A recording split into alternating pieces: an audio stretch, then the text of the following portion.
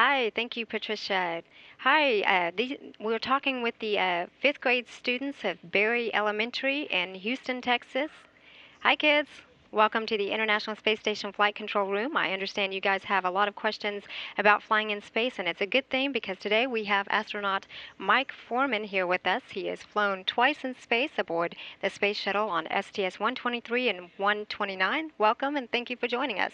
Great to be here, Miko. Great. We're ready for your questions. Let's go.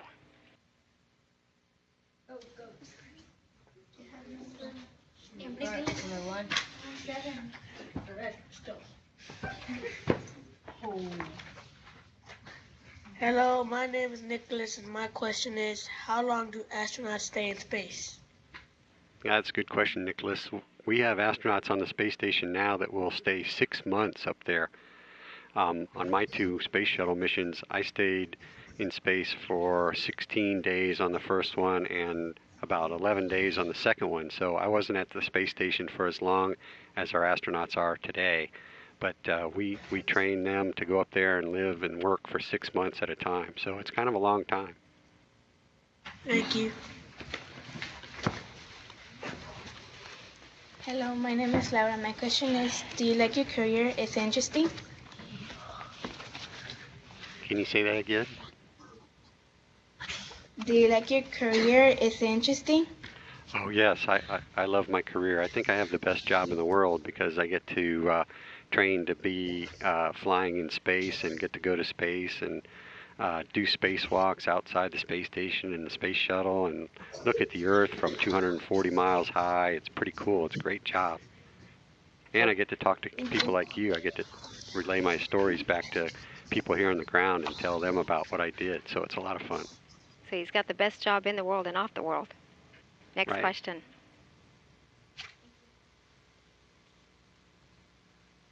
Hello, my name is Eric. My question is, what's the most dangerous job in NASA and why do you do it?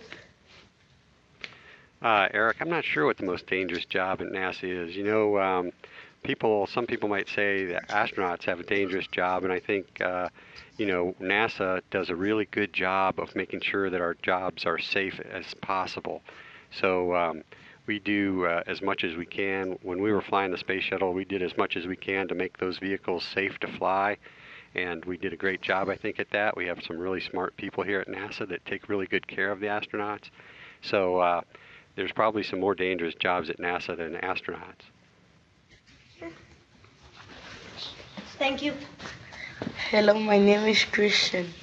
My question is, how does a spacesuit work? How do the spaces work? Yes. I'm not sure I follow. Oh, space suits? Yes. Okay, that's a good question, Christian. Okay, we have a couple of different kinds of spacesuits that we wear. When we launch, whether it be on the space shuttle or the Soyuz capsule launching from Russia to the space station, our astronauts wear a suit that protects them in case we lose the pressure inside the space capsule or space shuttle. So those suits are to protect us while we launch and when we come back. Now, if we go outside the space station and the space shuttle on a spacewalk, then we wear a completely different suit. And that's what we call an EMU, which stands for Extravehicular Mobility Unit. Big long word for a spacesuit. But that suit is like a one-person spaceship because you get in that suit and you go outside the spaceship that you came up in, and it gives you oxygen and it keeps you cool and it protects you from the environment outside the spaceship. So that's how that's a little bit about the spacesuits that we wear. Thank you.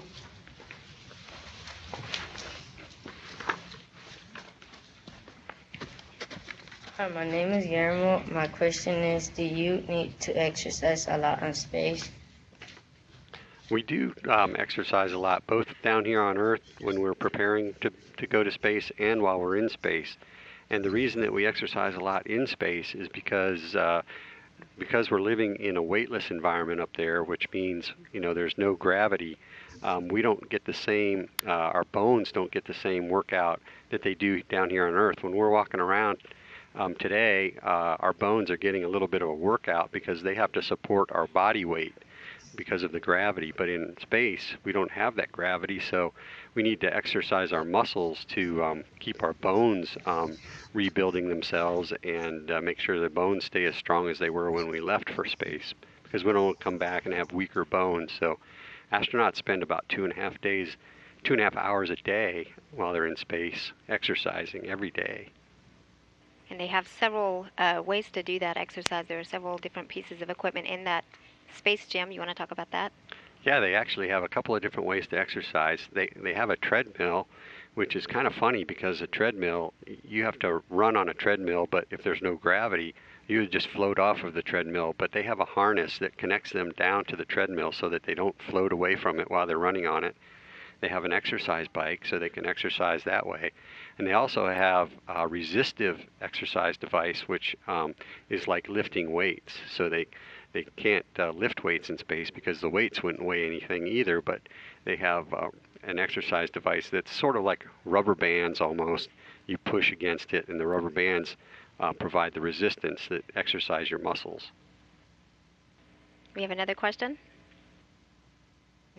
No, thank you. Hello, my name is Guadalupe, and my question is, how do you control the spaceship with all the buttons to go at the right distance to the right place? Well, we have really smart people at NASA that figure out where we need to go in our spaceship to get to the space station.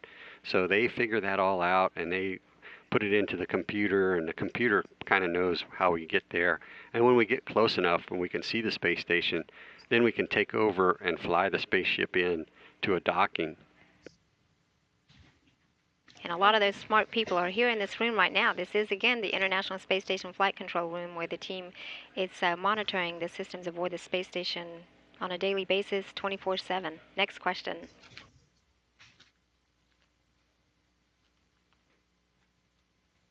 Hi, my name is Amber. My question is, how do you keep track of the space shuttles while they're in space? How do we keep track of them? Well, we have those smart people at NASA that keep track of where they are. So we couldn't get lost in space because we have smart people down here at NASA that are taking care of us and making sure we're going in the right direction and we're getting to where we need to go. And the people here in this mission control room are controlling the space station right now that's going around the Earth every 90 minutes. So they're making sure that the space station stays at the right altitude, keeping it up as high as it needs to be to stay in that orbit, and keeping going in the right direction. And if you look just behind us, you can see a map. That is the map where we can keep track of where that space station is at any given time. Next question. Hi, my name is Jose Gonzalez. My question is, how do you eat in space if everything floats? How do we eat in space? Well, you have to be careful. We have really good food that they send along with us to space, so it's a good thing when we get to eat. We open the packages very carefully so that we don't shake the food and it float out. But mostly it stays in the package pretty well if you don't shake it around, and then you can use a fork or a spoon to reach in and get a bite at a time and eat it that way. I know on my first space shuttle mission, I had some granola, and you know what granola is. Granola is kind of crumbly, and it makes little chunks of bran and things like that. I got tired of that because every time I opened that, it seemed like some of it would float out, and I would have a mess, and I would have to clean up. So I didn't take granola on my second mission because it was too messy. Thank you.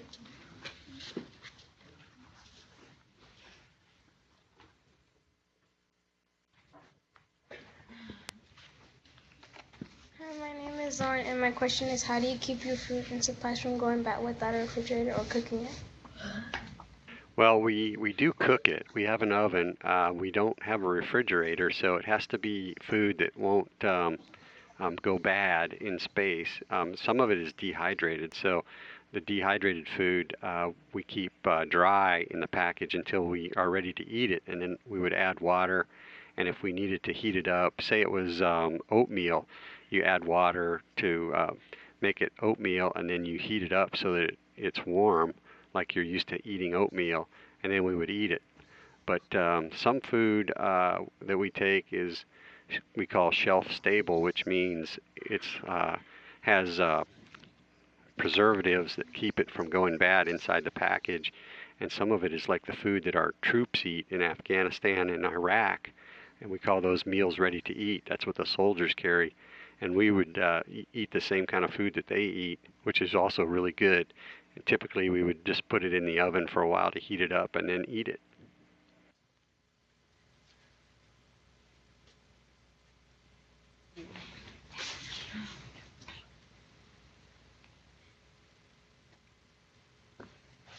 Hello, my name is Rebecca, and my question is, how do you feel after a long trip in space when you return to Earth?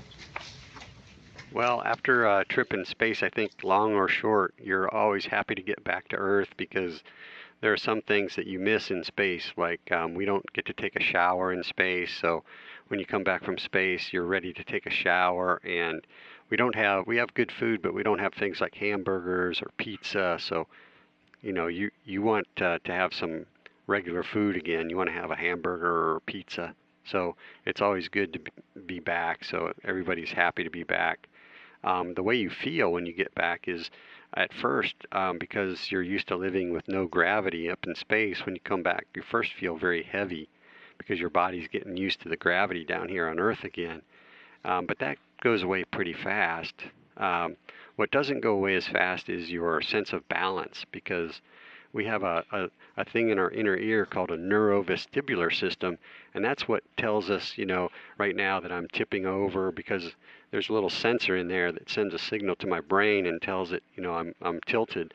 But in space, since there's no gravity for that sensor to use to tell it where it is, our brains don't get that signal for a while, and we come back, and then that neurovestibular system sort of has to turn back on. And it takes a couple of days before our sense of balance is back to 100%.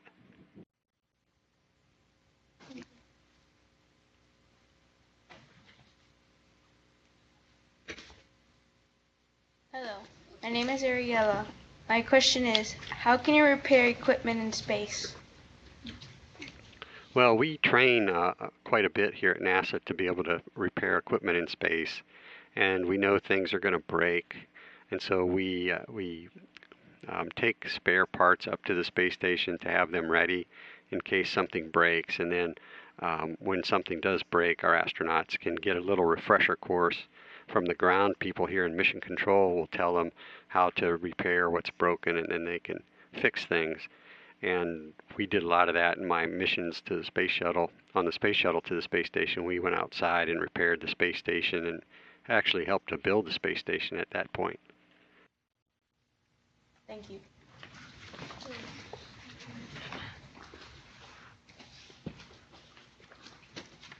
Hello, my name is Irma. My question is, do you have to go to college, and what do you study? To become an astronaut, you do need to have a bachelor's degree at least from college. It's even better if you have advanced college degrees. So I went to the U.S. Naval Academy, and I studied aerospace engineering as an undergraduate and got a Bachelor of Science in that. And then I went to further school and got a master's degree in aeronautical engineering. And I'm also a test pilot from the Navy. So I've been to a lot of college, and most astronauts you'll find have a lot of college in their background. This takes a lot of training, and so many people want to be astronauts that it's very competitive to become an astronaut. So the people with more education, more training, usually have a little bit of a leg up on the people that don't.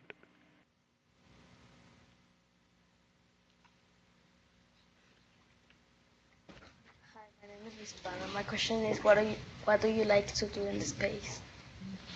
Well, I like to look outside the window and see the Earth down below us. It's amazing to see the Earth from that high up. And we're going around the Earth every 90 minutes, so we're really going fast around the Earth. We're going 17,500 miles an hour. So the Earth goes by really fast, and you get to see a lot of different parts of the world just from a short look out the window. So that's a lot of fun. And of course, since we're floating up there, we can do somersaults and we can play kind of games with M&Ms and things like that. So we work pretty hard up there, but occasionally we have a little bit of time to look out the window and take a break and play some astronaut games, I guess. Thank you. Hi, my name is Jesus. My question is it true that in 2030 there will be a one-way trip to Mars? Well, we hope that in the 2030s, let's see, you guys will be about probably, 29, 30 years old by then. We're hoping that we'll have a trip to Mars planned, and that we'll send people to Mars and bring them back and actually start to explore Mars, have humans go there. So maybe somebody in the room there will be one of the first people to go to Mars. Wouldn't that be cool? Yeah. Yes. Thank you.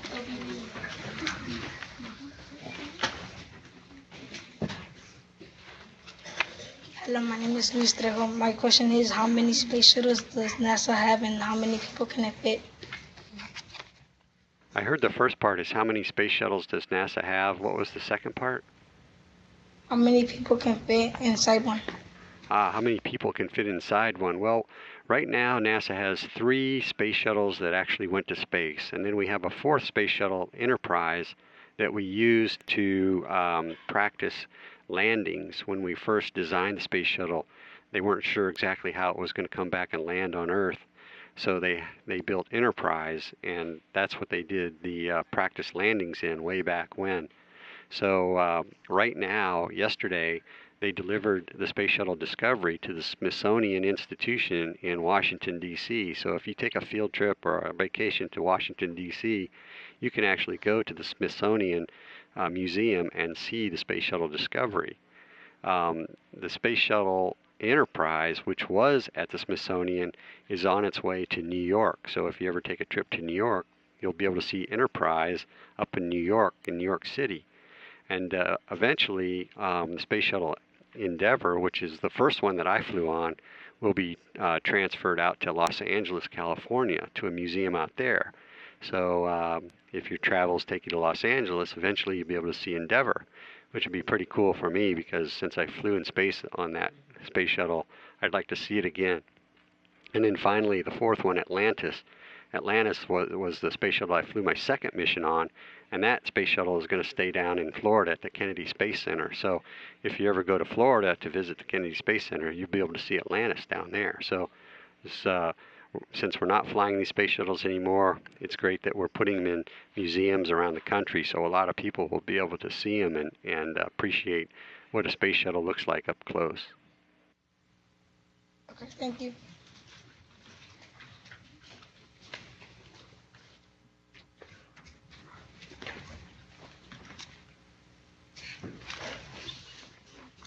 Hello, my name is Sandra, and my question is, how old do you need to be to go to space? How old do you need to be? Yes. Well, there's no minimum age for going to space, but for our astronaut program, typically people are in their 30s when they get selected to be an astronaut because of all the training that we talked about in the earlier question about college requirements. Usually people that become astronauts are in their 30s already, and then they come to NASA and they might train for 2 to 5 years before they go to space. So typically astronauts that go to space are in their mid to late 30s for the first time. So you guys have a little bit of time to get all of your school done and go to college and get some experience before you get to go to Mars. Thank you.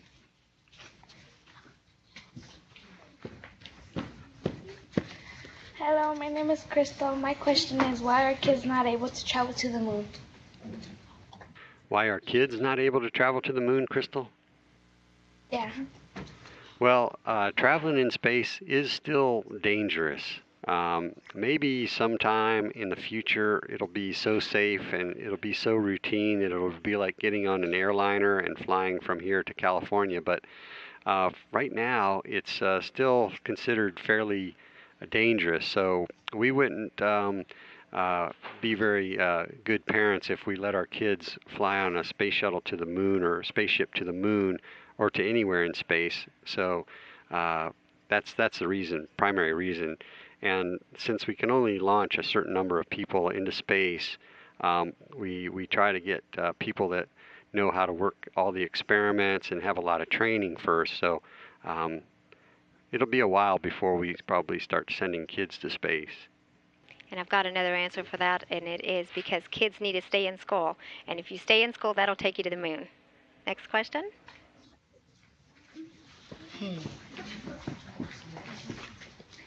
Hello, my name is Tanya. My question is, who was the first man on the moon? Who was the first man on the moon? Neil Armstrong. You know where Neil Armstrong grew up? In Ohio. And you know where I grew up? I grew up in Ohio. So Neil Armstrong was one of my heroes when I was a kid growing up in Ohio. That's why I wanted to be an astronaut.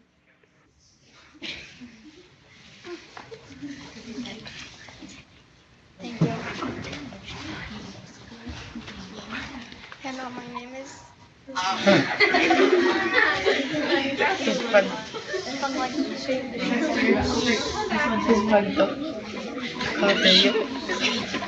think we got lots of kids laughing.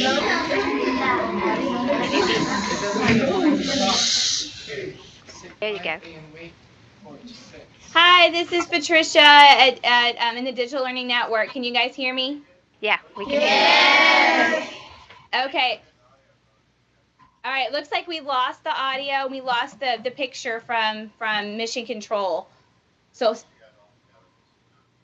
all right, so it appears as though they may have to cut out a little early. Hold on just a second, and I'm going to see what happened, okay?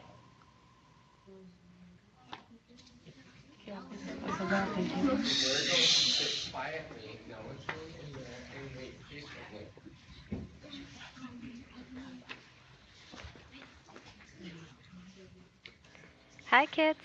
Hi, kids. This is Amiko Cowder here, the Public Affairs Officer with Astronaut Mike Foreman in the International Space Station Flight Control Room. Can you hear us?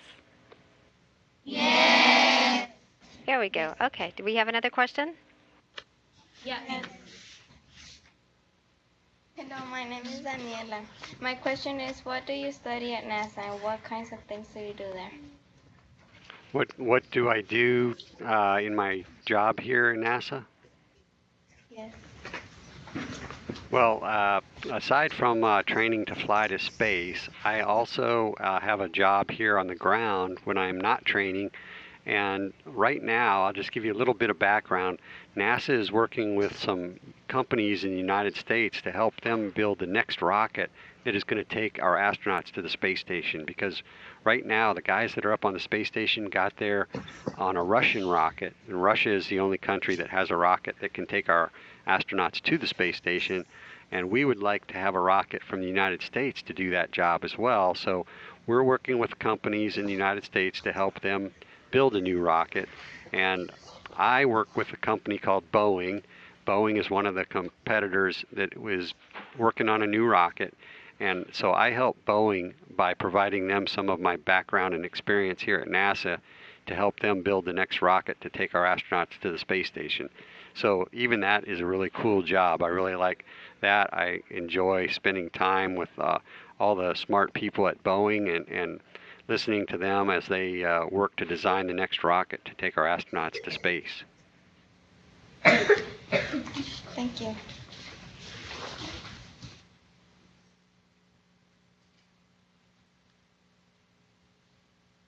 All right, that is all of our planned questions. I know one other student did have a question that he would like to ask. Is that okay?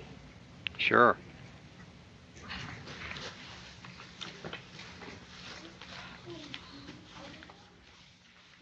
My name is Eliza. My question is, have you ever been in a meteor shower? Well, sort of. In space, sometimes you see more meteors coming through our atmosphere, upper atmosphere, it seems like, than when we're down here on Earth. Maybe because we're up there and we're looking out the window more, and we see them. But I can also tell you that since I've been outside the space station doing spacewalks, and the space station is mostly made of metal, you see a lot of little pit marks, little dents in the outside of the space station from where micrometeorites have hit. So we know that there's a lot of things up there that come back and actually hit the space station on the outside. They're really tiny, but they're going really fast, so they make a little mark. So yes, I've been inside a meteor shower, I guess, by living in the space station for a few weeks. Good questions, and I think that is all the time we have today. We really appreciate you guys. We're glad you were able to come and join us here in the International Space Station Flight Control Room. Again, thank you, Mike, for coming. You heard it here. This is the best job in the world and off the world, so study hard. Thank your teachers and eat your veggies. This is Mission Control Houston.